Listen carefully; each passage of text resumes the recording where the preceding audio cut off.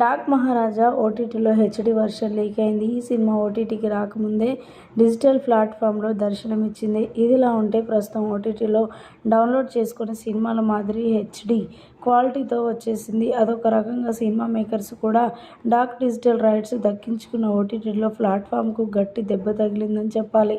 HD వర్షన్తో audio కూడా ఆన్లైన్లో leak కావడం అభిమానులను తీవ్ర నిరాశకు గురిచేసింది. ఈ సినిమాను నెటిఫ్లిక్స్ 25 కోట్లకు పైగా వెచ్చించిందని సమాచారం. దీంతో డాక్ మహారాజా ఓటీటీ అనౌన్స్ రాకముందే ఇలా లీకులతో సినిమా చూపిస్తే ఎంత నష్టం ఉంటుందో ఊహించుకోండి. థియేటర్స్లో సినిమా రిలీజ్ అవగానే నార్మల్ క్వాలిటీతో వచ్చేస్తోంది. అయినా సైబర్ నేరస్తుల సంస్థ నుంచి లీకుల పర్వం ఆగట్లేవు.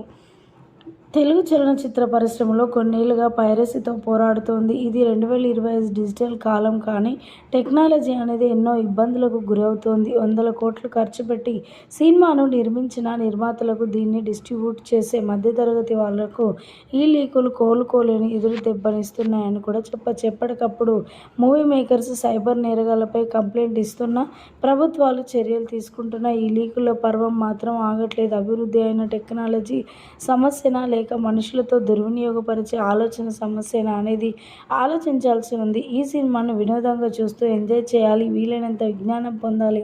అంతకు మించి పైరసీతో డబ్బుతో సంపాదించాలని సైకో ఆనందాన్ని అనుభవిస్తే ఇక అలా అనుకోవద్దు అంటూ మాట్లాడుకొస్తున్నారు ఇండస్ట్రీ వర్గాల నుంచి.